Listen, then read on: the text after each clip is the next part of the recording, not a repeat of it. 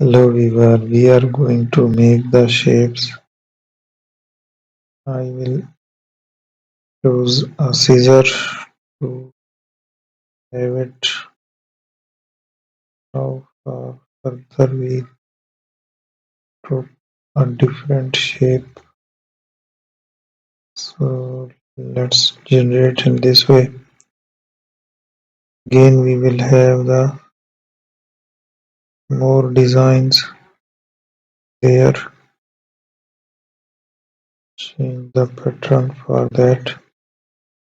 Let's create the further and keep on making.